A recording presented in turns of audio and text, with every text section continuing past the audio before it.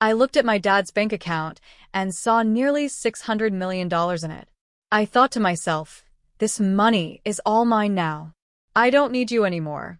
After my kind father-in-law passed away, I was still grieving when my husband came to me and casually dropped the news that he wanted a divorce. It turns out he was only showing his true colors after getting his hands on the $600 million inheritance from his father. He saw me as nothing more than an ATM, just waiting for Dad to pass away so he could live a lavish life without having to work. I had seen glimpses of his true nature before, but I never realized he was this awful. Before I knew it, I was clenching my fists, angry at myself for being fooled into this marriage. I could accept being deceived, but I couldn't stand him speaking badly about my kind father-in-law. Fine, I said, hand me those divorce papers. I snatched the papers from my husband, signed them quickly, and threw them back at him. All right, the rest is up to you, I told him. Yeah, leave it to me, he replied smugly. He offered to send my belongings, and I walked past him out of the living room and left the house. I knew my husband would regret divorcing me. Sure enough, he called me later, panicking, when I explained that the $600 million was just a fantasy. My name is Mary. I'm 45 years old, and I work in sales. My husband, John, is also 45 and used to work in sales but now stays at home. There's a story behind him becoming a homemaker, but to explain that, I should start with my first husband. This is my second marriage. My first husband died in a work accident 5 years ago, leaving me a widow. Between life insurance and severance pay, I received about $600,000. Since my first marriage happened later in my 30s, we didn't have any children. I inherited the money along with my ex-in-laws, but they told me, we're almost 80 years old and don't have much time left, so we don't need it. I couldn't accept that and decided to give the money to my ex-brother-in-law and his wife, who are living with my ex-in-laws. However, they also said, we don't need much since it was my brother's money. You should use it. So, they only took a small portion of the money. In the end, after paying a significant amount in inheritance taxes, most of the money ended up with me. Combined with our savings and the fact that I had a job, I became fairly well off by the age of 41. But even with all that, sitting alone at home and looking at the numbers in my bank account, I felt empty. When I came home from work, no one was there and no one ever would be. The bed beside me stayed perfectly made, just as it was before I went to sleep. The worst part was when I accidentally made breakfast for two. As I took a bite of the second piece of toast, I thought, this must be what it feels like to have a hole in your heart. I really wanted to take some time off, but I had to keep working. So I went back to my job with this emptiness inside me, constantly feeling a sense of void. I desperately wanted someone, anyone, to listen to me, and that someone turned out to be my current husband. When I told him about my husband passing away and how I had to take some time off because of it, he said, I'm sorry for any inconvenience. I quickly replied, No, it was no inconvenience at all. Besides, your husband was a lucky man to have someone who cared for him so much. I'm sure he was very happy. He then shared a bit about himself, saying, As for me, I'm terrible at relationships. Even when I do date someone, I get dumped quickly. I know it's because of my careless personality, but it seems hard to change who you are. My husband and I were business acquaintances before we got to know each other better. I knew he was a cheerful person, so when I visited his company, I ended up telling him everything. Normally, anyone would find such a dark and heavy story off-putting, but he listened quietly and then cheered me up with some light-hearted jokes. His words and smiles seemed to fill a bit of the hole in my heart. He continued to listen to my stories, and we started meeting outside of work. One day, while we were talking, I accidentally dropped a receipt, and he jokingly said, Wow, my wallet is twice as thick with coins. You dropped a receipt, and we both laughed. I need to organize it, but it's such a hassle. When he tried to pay at a store, receipts started falling out as he pulled out some cash. I picked up the receipts and handed them back to him, and he stuffed them back into his wallet, complaining about the coins. It seemed like the receipts were also making his wallet bulky. You're like a kid, John, I teased. What? I'm 45, you know, he replied. Just as he said, He was a bit careless, but watching him, I felt the hole in my heart slowly start to close. We kept meeting privately, and a year later, he told me he had feelings for me. It had only been a year since my previous husband passed away, so I was torn. But I felt like my late husband was telling me, don't stay stuck. Move forward. So I decided to start dating John. People around us had their opinions, but making that important decision helped me begin to heal. However, just a month later, John gave me an even bigger concern and asked me to make an incredibly important decision. Shouldn't we get married? Given our age, it's better to decide sooner rather than later. This time, I couldn't hear my late husband's voice guiding me. It felt like he was telling me to trust my own intuition and keep moving forward. So, I decided to marry John. Okay, let's get married, I said, surprising even myself with how quickly I made that decision. It was likely John's personality rubbing off on me. I started to think that a bit of carelessness wasn't so bad if it made me more positive. At the same time, I learned from John that too much carelessness could be problematic. Wait, live with your dad? I asked. Yeah, just recently. He got sick and needs help with daily living. He kept working past 70, thinking he was still young, and now this happened. What about your mom? Is she helping him? Didn't I mention it? My mom's not around. My parents divorced when I was young, and I haven't seen her since. This is the first I'm hearing of it.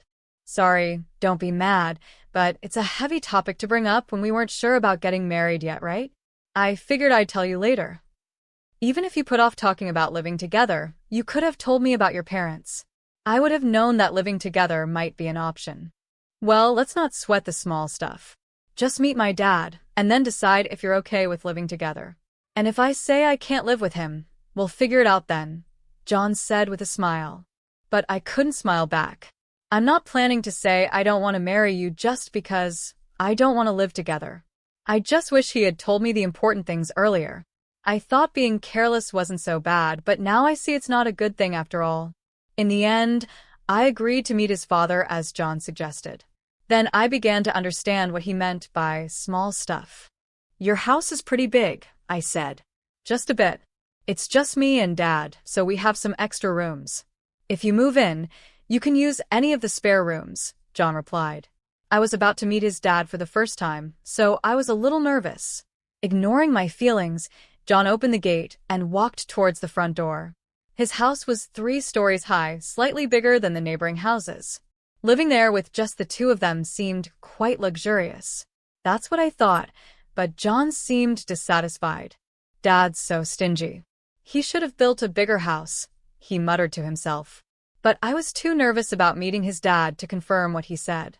Dad, I brought her. This is Mary, John said. Nice to meet you, I said. Sorry to greet you from bed. It's been hard to move lately, his dad replied. Please don't strain yourself, I said. John's father propped himself up with John's help. He wasn't bedridden, and it seemed he could get up and walk slowly with a bit of help. So, he could manage with some assistance. Despite his physical issues, his father seemed sharper than I expected. So, Mary, you're in sales for office equipment. With the move to paperless offices, selling the hardware must be getting tougher, right? His dad asked. Yes, industry-wide, equipment sales have been declining for about 10 years, so everyone is focusing on new services or business expansion, I replied. Considering that the domestic market for the equipment is almost saturated, you need to look at countries where there's still demand for new services. IT integration might be the way to go. I think there's something called MPS, right? He said. I completely forgot I was talking to my future father-in-law. The conversation flowed so naturally into work talk that I switched to work mode. His father didn't push too hard on the marriage topic either. He was probably being considerate of my feelings. After just a few minutes of talking, I found myself respecting him. I started to understand why John called living together small stuff. He probably knew I wouldn't oppose living with his dad. About 30 minutes into our conversation, his father said, My back's starting to hurt. Sorry to cut this short, Mary, but I need to rest. Please take care of John. He's quite a chatterbox. Sure, I will, I replied. Is sure the right response? His father seemed to cut the conversation short to avoid burdening me. I wanted to talk more, but I didn't want to tire him out. Feeling a bit disappointed, I left with John. On the way back, John told me more about his dad. Dad's a serial entrepreneur, John said. A serial what? I asked. A serial entrepreneur. He starts companies, grows them, then sells them. He's done it multiple times, John explained. You can just buy and sell companies like that? I was surprised. Well, yeah. Selling one company involves millions of dollars. Starting and growing a company also needs a lot of money, so the sale isn't all profit. But still, Dad's pretty well off. He just doesn't like to spend. He could build a mansion that would make jaws drop, but he doesn't, John said. Don't you know much about his work? I asked. He doesn't talk much about work or money. He never hired me for his companies or taught me how to make money. Living at home is the only way he spoils me. If he's got so much money, he could spoil me a little more, don't you think? John replied. Your dad probably has his reasons, I said. It seems his father was quite an impressive person. It made sense that John might feel overshadowed by him. Given how incredible his father is, John probably got compared to him a lot, so it's understandable that he'd have some complaints. By the way, why did your mom leave? Your dad seems so kind. It's hard to imagine their marriage not working out, I asked. Mom spent a lot and wanted an easy life. After the divorce, people only came after Dad's money, so he decided never to marry again. He focused on work instead. With that much money, he could have spent a bit, don't you think? John answered. I don't believe in spending money just because you have it, I said. From what John told me, it seemed his mom relied on his father's money, so I couldn't agree with John on this point. But I think his words came from feeling inadequate compared to his father. Later, I talked with John about living with his father. His father currently relies on John for help and also gets assistance from a home helper when John is at work. I thought my husband and I would continue working while getting help from a home assistant to take care of my father-in-law. However, John surprised me with a different idea. I want to quit my job and take care of Dad, John said. What? Quit your job? I was shocked. Dad's such an incredible person, right? I feel like I haven't done anything for him all this time. So, from now on, I want to support him without relying on a caregiver. I'll be like a homemaker, John explained. I'll take care of the house too, John said. Are you sure you won't regret quitting your job? I asked. I'd regret not doing anything for Dad more. I can go back to work after he's gone, he replied with a small smile. That joke isn't funny, I said, feeling worried. I thought my husband might resent his father, but it turned out that wasn't the case. Despite everything, he really cared for his dad. If you're going to be a homemaker, you better handle the housework properly, I warned. Leave it to me, John said, puffing out his chest confidently. Since my father-in-law would cover his own expenses and my income would be enough for the two of us, I decided to leave the housework to my husband. When we got married and started living together, everything went as planned. I worked, and John took care of the house. He managed the chores, handled the finances, and supported his dad. When I tried to help, he would say, "You're tired from work. I'll handle the house stuff. You rest." My father-in-law remained kind and shared many valuable stories with me. Our second marriage was going well. However, I noticed that my father-in-law would sometimes frown when he saw John doing housework. A month after we started living together, John began slacking off with the house chores. "You're sleeping on the couch again? You've been there all day, haven't you?" I asked. "No way. I went to the fridge when I was thirsty and to the bathroom, too," John said, trying to defend himself. "That's not what I mean.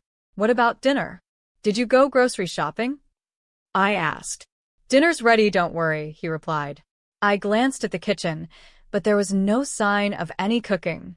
All I saw was an empty container on the dining table. It was clear he had been lazy all day. From this, I realized what John meant by "dinner's ready." Perfect timing, the intercom rang, and John grabbed his wallet and headed to the door. I was too stunned to say anything.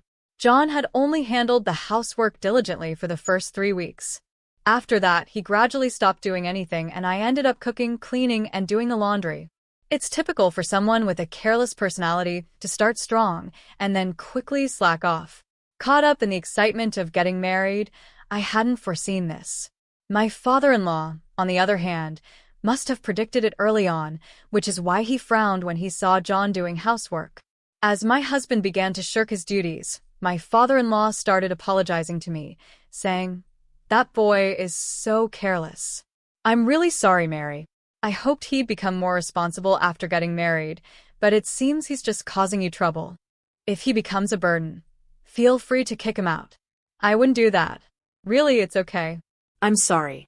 I've tried to correct him, but he's just, well, you know. "It's okay, but he isn't neglecting to help you, right?" I asked. "No, he does help me, at least a little," I replied, noticing a slight change in my father-in-law's expression. It was clear that John wasn't completely ignoring his father, but he also wasn't doing a thorough job. Still, my father-in-law was probably downplaying the situation to avoid any conflicts between us. "I'm sorry," I said. "No, Mary, you don't need to apologize," my father-in-law replied. With just one word, sorry, he seemed to understand what I was feeling. We both apologized, and there was a bit of awkwardness between us. To break the tension, my father-in-law quickly changed the subject with a brighter tone. "Oh, I'm doing some end-of-life planning and need your help. It's not as negative as it sounds. I just want to avoid any trouble later." "Got it." "If there's anything I can do, I'd be happy to help." Talking about John made us both cautious, so we ended up avoiding discussions about him and housework. It was an uncomfortable way of being considerate, but there were also thoughtful gestures that made me happy. "Is there anything inconvenient at home?" my father-in-law asked.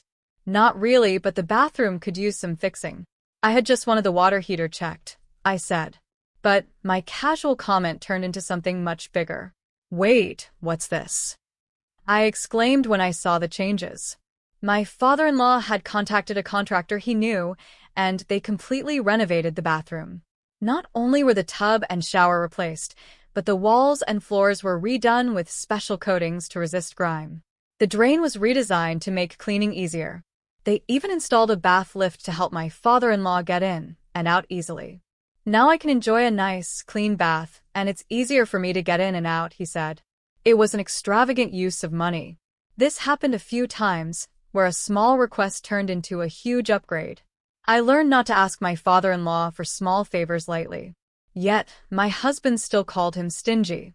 I couldn't understand how John could see it that way, given how generously his father spent money. Out of curiosity, I asked my father-in-law about his most extravagant spending. "What's the most luxurious thing you've ever done?" I asked. "I started a seafood company in Germany, built the office and the factory from scratch. That cost a fortune." "A company in Germany? That's impressive, but it was work, right?" "Well, yes and no. I did it because I wanted to, so it was more like a hobby." "Why seafood in Germany? Was it because it was profitable?" "No, I had no knowledge or connections and didn't think about profits. Germany exports a lot of seafood, and we import a lot of it. I love seafood, so I thought I could make money and eat all the food I wanted," he said, looking happier than I'd ever seen him. He must have really enjoyed that time. But if he just wanted seafood, he could have bought as much as he wanted. Starting a company overseas seemed extravagant. Do all successful people think this way? It's a world far beyond the understanding of an ordinary person like me. It made me realize that my father-in-law wasn't stingy. He was just careful about when and where to spend money. My husband just didn't understand that. One day, my husband burst into David's room and vented his frustration at both of us. "You listen to Mary's requests, but not mine. Are you talking about the bathroom? You use it too, right? And since cleaning is easier now, it's a big help to you as a homemaker, right? Mary gets to enjoy a nice bathroom, and it's convenient for me." "No one loses here," David replied calmly. My husband clicked his tongue loudly and stormed out, slamming the door behind him. "I'm really sorry," I said. "It's fine, but why don't you listen to your son's requests?" I asked. "He's like his mother. When he has money, he spends it without thinking. Even with a lot of money, you need to understand its value and how to use it wisely. I've tried teaching him that many times, but he's still the same, David said, his expression turning somber. Since that day, my husband had become even more neglectful. Not only did he stop doing anything around the house, but he started causing unnecessary trouble. Whose motorcycle is that outside? Did you buy it? No one else's motorcycle would be here. I yelled at my husband as soon as I got home from work. But he just polished an expensive-looking golf club in the living room without even looking at me. My husband had stopped doing housework and started buying whatever he wanted. I wouldn't complain if he was spending his own money, but he was using my bank account without permission. You get your requests granted by Dad. Let me have a bit of luxury, too, he said, trying to justify his actions. He had been diligent as a homemaker at first, and I hadn't seen this lazy side of him before we got married. It seemed he had been hiding his true self before marriage. I was completely fooled. When we got married, I told my husband, if my salary isn't enough for our living expenses, feel free to use the money in my account. I took back my bank book, so he couldn't use the money without my permission. When I checked it, I saw he had spent around $50,000 in just 3 weeks. It was an expensive lesson that I couldn't trust him. Naturally, I thought about divorcing him, but I didn't want to leave my father-in-law in his care, so I erased divorce from my list of options. My husband seemed to sense that I wouldn't divorce him and became even more arrogant. Hey, can't you come home earlier? I've been waiting for dinner all this time, he complained, treating the living room sofa like his personal nest and hardly moving from there. Of course, he did no housework at all. What does being a homemaker mean? I was starting to lose my understanding of it. He had said he didn't want to rely on a home assistant and wanted to be a good son, but he ended up hiring a caregiver again. Honestly, this made me feel better, knowing my father-in-law wasn't left to my lazy husband. I decided to avoid my husband as much as possible, thinking, let sleeping dogs lie. With this mindset, the year flew by quickly. Then a significant event happened for both me and my husband. Thank you for everything.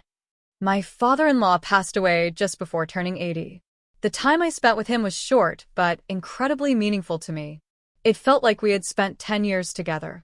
Even after the funeral, I couldn't pull myself together and felt a deep void in my heart. As I sat in the living room, lost in emptiness, my husband walked in with a cheerful expression. Hey, let's get divorced. What? That single word snapped me out of my daze. He was waving the divorce papers in my face. It wasn't a misunderstanding or a joke. I found Dad's bank account. Guess how much is in it? Nearly $600 million. So, this money is all mine. You're no longer needed. Hey. When Dad collapsed a year ago, I didn't want to deal with taking care of him, so I looked for a wife. I figured you'd be an easy catch since you were grieving the loss of your previous husband. I see. So, that's why you were in such a hurry to get married. That's part of it, but then I changed my strategy. You inherited money from your late husband, right? You never talked about it, but I figured his retirement and insurance would be substantial. I took care of Dad while you acted as the ATM until he passed away. It was easier than working. Now that Dad's gone, I'm set for a lavish life with his inheritance. Do you think you can get away with this? I asked, feeling the anger rising. Of course. I'm his son, so it's only natural I inherit his wealth. He worked until he collapsed, and I thought he'd live until 85, but he died sooner than expected. So, I'm lucky, he replied smugly. I realized I was clenching my fists.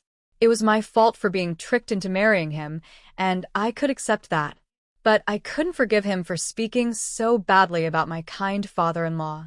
I was ready to punch him, not caring about the trouble it might cause later. But then, I felt like I heard my father-in-law's voice saying, "Stay calm." Right, there was no need to do anything rash. Are you sure about this? All right, give me the divorce papers, I said. I snatched the papers from my husband, signed them on the spot, and handed them back. Thanks for making this easy. I'll file these tomorrow. You can take all our savings. I've got $600 million, so take as much of that petty cash as you want, he said, clearly gloating. Okay then. Yeah, leave it to me. I'll file the papers and send you your stuff if you want, I replied, walking past him and out of the house. As I left, My anger started to fade, and I felt a wave of laughter rising. My husband would soon regret divorcing me. That $600 million was just a pipe dream. A few days later, while staying at a hotel and looking for a new place to live, my ex-husband called. "Hey, what the hell did you do?" he yelled. I instinctively pulled the phone away from my ear as he started shouting. He seemed confused, so I needed to explain what was happening. "I can guess what happened, but why don't you tell me?" I asked calmly. "When I tried to withdraw money from Dad's account, they said this money can't be withdrawn." "What's going on?" "There should be $600 million in there," he said, his voice full of frustration. "Looks like you didn't know. Since your dad didn't spoil you, you never took an interest in his affairs, right? And he never discussed his work with you," I explained. "Stop with the riddles. There's money, right?" he demanded. "Yes, there's $600 million, but it's collateral, so you can't touch it," I replied. "Collateral?" he asked, his voice shaking. "That's right. The money is in the account, but it's untouchable, like a pie in the sky. Also, that money is about to be used to pay off debts, so it'll be gone soon," I explained. "You're kidding. There's $600 million, and I can't use any of it." His voice grew quieter as he started to panic. I knew about the $600 million being collateral because I helped with my father-in-law's end-of-life planning. He had asked me to handle things if anything happened to him. Since he passed away, I was going to use the $600 million to settle his debts. But since my ex suddenly demanded a divorce, I left the paperwork to him, telling him to take care of the rest. "What did Dad do with the $600 million? My ex asked. "He used it for something he loved," I replied. "What does that mean?" he asked, confused. At over 70, Dad decided his next job would be his last and used his savings for something he enjoyed, that seafood processing and distribution company in Germany he always talked about. He trusted the management to locals and planned to enjoy his retirement here. But it was a huge failure and he lost almost everything. When he told me about it, he laughed, saying it was only natural since he did it without any real knowledge. He had no regrets about where he spent his money. To start that company, he borrowed $600 million, using his savings as collateral, but it turned into debt. So, he planned to repay it with another job. It seemed impossible, but he didn't think so. Even with the debt, he kept enough money for his retirement. In today's world, where many struggle in retirement, it's impressive. However, while sorting out the Germany company, his health declined. When that happened, he renegotiated his repayment plan with the bank. Given his long history of high-value transactions, they trusted him. He told them, "If I can't work anymore, take the collateral." They agreed to a 2-year grace period, after which the debt would be paid off with the collateral if he couldn't work. That year is up, and it's time to settle the debt. "So, this $600 million is debt repayment money and will soon be zero?" my ex asked, his voice filled with shock. Exactly. "Didn't you find another bank account? There should be one for living expenses." "Yeah, I found one with $80,000 in it." "That's money you can use freely. It's your inheritance." $600 million turned into $80,000. Why didn't he prepare more for his retirement? My ex wondered, clearly surprised. I was surprised by the $80,000 too, but knowing him, he probably planned to add more if needed. He seemed capable of anything. "And it looks like you haven't checked the will yet." Will. "Dad told me he'd leave me about 20%, my ex said. "We're divorcing, so you could contest it as infringing on your rightful inheritance, but I'd like to honor his wishes." "I hope you'll agree to the 20%, I said, noticing he was breathing heavily. He thought he'd get $600 million, but the amount kept shrinking, and now he was panicking. Why did he waste so much money? He could have bought anything with $600 million, my ex yelled, frustrated. "Yelling at me won't change anything." He was happiest when he talked about that time, so he had no regrets. It was his money, and he used it. He planned to repay the debt himself, so no one can complain. "You just jumped to conclusions and got ahead of yourself," I replied. "Why are you so panicked?" I asked. "The truth is, I thought I'd get $600 million, so I spent all my own money." "My account is empty," he admitted. What? "Seriously? I was shocked. My ex-husband had been spending money he didn't even have yet. Now that we were divorced, he couldn't rely on my savings anymore, and he was currently unemployed. I finally understood why he was so panicked. Still, you have a roof over your head and a house, so you can rebuild your life, right? I suggested. I'm almost 45, unemployed, and have only a little savings. What's going to happen to me? Please help me, he pleaded. Me? You have savings and a job, don't you? Why should I help an ex-husband? You're suffering the consequences of your own actions, I said firmly. Please, let's pretend the divorce never happened, he begged, but I ignored his pleas and hung up the phone. Having a careless personality is definitely not a good thing. With that thought, I went back to looking at property listings. Surprisingly, my ex-husband did follow through with the will and gave me $40,000 for my father-in-law's inheritance. That made up for the money he had taken from me. He probably thought it was too much trouble to fuss over $40,000 after dealing with a $600 million situation. He also apparently started working in sales again, but he didn't seem to be taking it seriously. The shock of not getting the $600 million affected his motivation, leading to frequent mistakes. After a month of struggling under the scolding of younger supervisors, he saw his paycheck and lost motivation. Comparing it to the $600 million he missed out on, he quit after just a month and is now a part-time worker, barely making enough to get by. But with that, his savings of $600,000 won't increase. In fact, it'll probably decrease. I wonder if he's thinking about his retirement. Well, whatever trouble he gets into now is not my concern. There's no ATM for him anymore. He'll have to work hard. I rented a small condo and started living on my own. I put the $40,000 for my father-in-law into my bank account.